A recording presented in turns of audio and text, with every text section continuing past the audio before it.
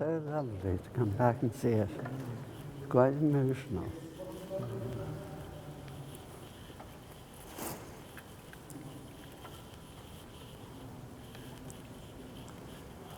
Yes, we used to stand all round, and I would stand in the middle and do soprano. This is how I remember it all being so open. And you could go in day and night. Because often I would pop in if I felt stressed, you know, and just for the quiet and the peace and everything. Yeah. And there are some pictures here of the processions that you would remember. All the, we all used to wear white The Confrontation. cassocks, yeah. Extraordinary, you found a photograph of me in Liverpool. That's 1938. And my favourite teacher was Mr. Morrison. Oh. Yeah. So that is it 1928, before you came. Yes. There was a temporary church. Listen, so they went from that to this wonderful place. Mass would be in Latin. The priest would have his back to the people. Oh yes, to this day I can still do the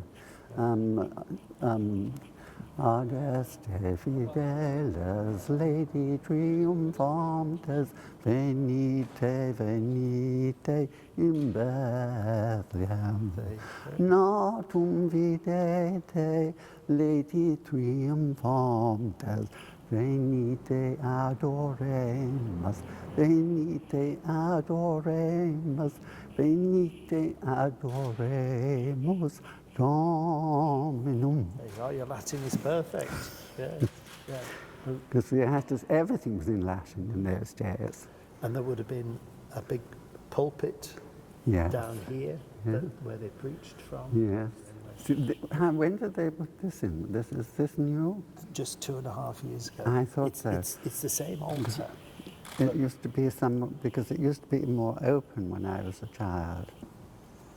It's amazing to see this. Just astonishing. But I used to go around the Stations of the Cross. And that's why I thought they looked rather new. And I was terribly religious. And the priest used to have to come and save me all the time because the bullies used to tie me up in the air raid shelters. Nice. And so every evening the priest used to have to go around all the air raid shelters, which they most probably knocked down now. And you know, they had these sort of bunks, but the bunks had steel sort of base for the mattresses to go on.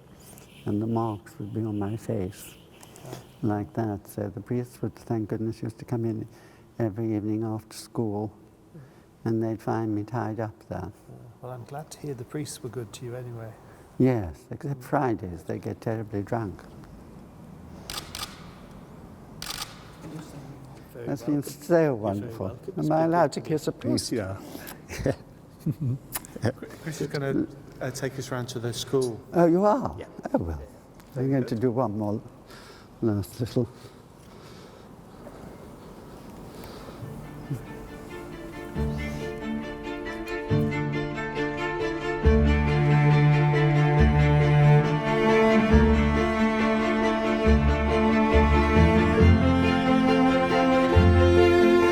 You'll probably remember this floor. Oh, the nuns made us sure we were, when we had to tie big dusters over our clogs and skate. And if we didn't skate fast enough, they get a wooden ruler and rattle our knees. Oh dear. Which was very painful indeed. Hello. There we go. This is Maria Reeves, one of my governors. Hello, I'm very pleased to meet you. How nice to meet you. To meet And you. Maria is and this is Andrew DeFamarco, one of my deputies. How do you do? I used to go to Mass every single morning at 6 o'clock. And those were the days when you were not allowed to drink any tea or have to eat anything until I was 15 years old. And, you know, it was extraordinary. Seeing the church again has just brought back so many lovely memories. This place didn't bring back such happy memories, but I mean, the church did. I mean, you know, the headmaster was an absolute fool. You know, he came into the classroom one day and he was talking to the teacher. And in those days, everybody had to stand up ramrod stiff, you know. And he said, "Who spoke?" And nobody answered. And suddenly he pointed his finger at me and said, "You, get here."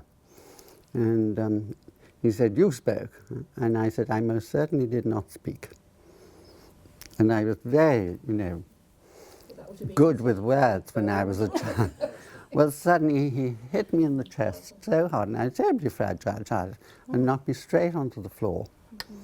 And they wouldn't get away with it today. Oh, no. Well, I told my mother was, she wasn't coming to beat him up because of me. She was just in a rage about it all for herself. And she hit him so hard, and he was a big tall man, and she kept jumping up and slapping him. It was the whole class was in hysterics of laughter. So these are the classrooms probably from the old building that you remember. Oh my goodness, if they wouldn't look like that, they didn't look. Every bench, every table, everyone, there were two to each desk. Yes, with a lid. And they had to be spotless. And they had to be so tidy. You couldn't leave anything around at all. Oh my goodness, how they've changed. Oh no, this is nice for the kids, isn't it? Well, these are still the older ones. We've had them repainted, Yeah. but there was a middle part that stuck Yes, out there. That's right. And we only had that knocked down about a year and a half ago, Yeah, so that we could actually see the whole school. yes, because all the air raid shelters used to be around here. Yeah? Did they? So do you have lots of mementos yourself of the times when you were in vogue and all that sort of thing? Do you look at them with great fondness? Oh, I loved modelling because we always had such wonderful friends, you know, the girls and I would all meet up in the pub and have drinks and things like that. And when I did the film Road to Hong Kong with Bing Crosby and Bob Hope, and they tried to fire me when they found out who I was, all the girls stood up and said, "If April goes, we go." Oh, wow. So they couldn't fire me. Well, that was lovely. I can't thank you enough for your giving us your time. Take care. It's lovely to see you. Lovely to meet you. And you must come and see us and again. Thank you so much for the tour. That meant an awful lot to me. Great. Very good. Take care. God bless. See you. There it is. That's exactly where they lost their arm. They're right in front of us. There was a pavilion here, the cricket pavilion in this side, because I had to climb over that fence, although it wasn't the same fence. I had to climb. There's where the two boys lost their arm. Just here? Just where there's, just up from those yellow gates. Oh, right. There was a pavilion here, a cricket pavilion, and just there they were playing with an incendiary bomb, and I was screaming at them, and it went off, and they both lost an arm from the shoulder down, and their bits of hands were hanging from sinews. Good God. It was horrendous. There it is. There it is. This is the box room I slept in, which even as a child you couldn't put your arms outstretched. It's so narrow. Okay. And that was opened. That was an alleyway between the two houses. And that's where the outside toilet was. Right, okay, yeah. But this is where, that was the sitting room. And that's where all the kids used to sleep there. But that was my bedroom, called the box room. Hello. We used to have the end room. How do you do? Hi. I had the box room. That's the box room, yeah. That's the junk room now. And you used to have to go outside to the loo, you know. So, I've read things on the internet. yes. Because I was amazed. I thought it was fascinating. I came to see it, and the young man next door, Chris, before yeah, he told lent us, me yeah, the key. yeah. Well, he lent us Yeah. the key to go Yeah, in and see yeah. it It all. all you got know. burnt and everything from outside. So My father used to have all his vegetables growing at the bottom, and right outside the kitchen window, I had an old bath full of frogs and toads That's right, and yeah. I everything. read that on the internet, yeah. So how many of you live here now? Just the two. Just the two. Yeah. Yeah. Well, he was very nice. Is he still there? Chris, Yeah. yeah. He was awfully nice to us. He's a great friend of ours, so Yeah. that's why we moved in. Yeah, it was very kind of you to receive us. I'm happy to meet you. Thank you. Yeah, brilliant. Thanks very much. Okay. Thank you very much. Hello. Do you live in a mansion? No. I used to live there. The tram car used to run here. To go down the middle. Yeah. With my father, before he went into the Royal Navy, he was a tram car conductor. And I loved those tram cars. And here's Broadway, isn't it? It is Broadway. Because this is where we used to go to the kids' matinee at the cinema there. Oh, is that right? Oh, yes, down there, just over here. There's the cinema. Yeah, that's it. Oh, it's closed. Well, it was a bingo hall, Oh my goodness. and now we're trying to get the market in there now. Yeah. Trying to get it open again. Oh, it should be opened. Yeah, go on, we'll do- Because Broadway was quite. We thought this was so glamorous to come here for Saturday morning and pay our threepence to go in. Look at it. Do you remember what films you saw in there? Oh yes, I mean, we used to see all the Hollywood movies, mostly Hollywood movies. But there was one day, one Saturday morning when I went, because you had to go early because the kids' matinee was in the morning. And I went to see a film called Pacific Passage. And I used to go alone because my brothers and sisters wouldn't come with me. And there was Mary Astor with Humphrey Bogart on a ship in the middle of the Pacific Ocean in the most terrific storm. There was water everywhere. And the wind was howling. And not a hair on her head was moving. And I started laughing, and I couldn't I was hysterical with laughter. And nobody knew what I was laughing about.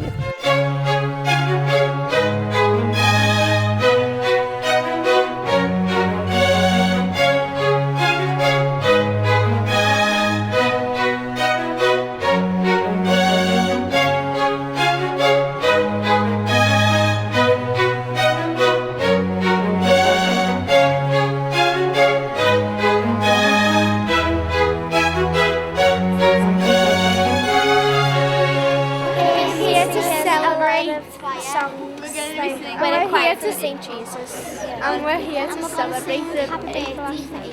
And we're going to be bringing a cake out.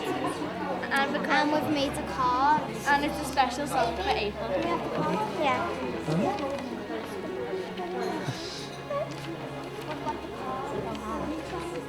And our school made this.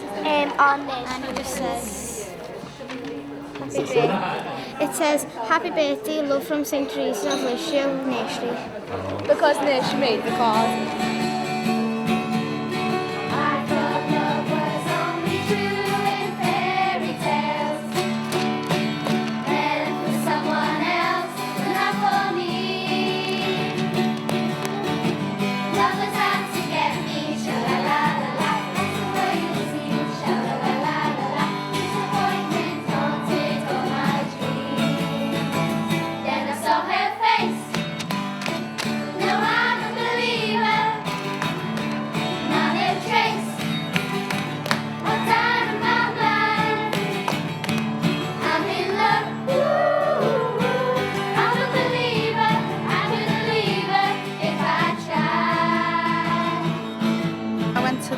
Liverpool Museum, realised April used to be a neighbour of my auntie's. She was a local girl. I was like, why have I never heard of her? On another plaque I realised she went to our school. You know, I've been going to that school for a number of years now. Asked around, does anyone know her? No, no one has heard of her. So I got the ball rolling, spoke to a local councillor and said, you know, we need to get this lady recognised for what she's done. She's a local hero, let's get her recognised. And here we are today. Well, I think it's fantastic that we're here today to celebrate April Ashley's 80th birthday, and in that give her a Citizen of Honour for Liverpool. I mean, she truly has been an inspiration, not just to the LGBT community, but all here in Liverpool. Her exhibition has been absolutely fantastic, and I think we're all just honoured that she's come here today to celebrate with us and to take away something that really means a lot to us, and I'm sure will mean a lot to her. I think the city giving April Citizen of Honour is just amazing for a trans person. I think it's going to mean a lot to the city and hopefully educate others as well. So I nominated April for this honour to present and confer the Citizen of Honour for the city, largely because she spent most of her early years and informative years of her life in Norris Green, and I think it was good and right to recognise that. I think particularly because she had a difficult childhood in the area, and I think it's right to now to show that we're actually proud of April and she is very much part of our city. Your tireless campaigning, your determination and courage make you a very worthy recipient of this honour. And I hope that by awarding you a Citizen of Honour, we can highlight the inequalities that individuals still suffer today and encourage those who feel lost and confused to reach out and realise they are not alone. I've been reflecting for most of today on just what an inspirational lady she is, and how we still need people like April today to be an example and an inspiration to us all. But I will always look at her and think that she was the first in many ways to take that first leap on behalf of thousands of people who've been able to follow in her footsteps, that we must continue to pioneer for equal rights for everyone across the city and the country. It's wonderful this time of the year because it's so close to VE Day celebration 70 years ago. And I was 10 years old when VE Day happened. And when we were able to tear down all the black paper off our windows and go out into the street and people could light cigarettes and torches and things, it was like as if the sun came out. It was the most wonderful day you could ever imagine in Liverpool. And the street parties were just amazing and everyone was so happy. And that's how I feel today.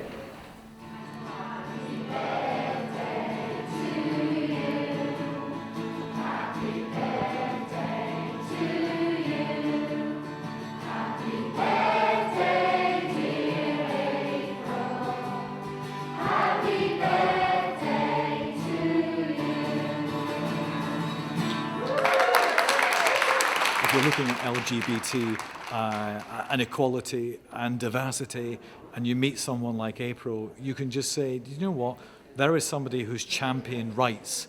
I wish I could champion my rights in the same way. Brilliant to see April officially recognised by the city. Everyone loves her in the city, of course, but I really think her inspirational role has really been brought forward to lots of different people now, and lots of people really acknowledge the big role she's had on changing people's lives.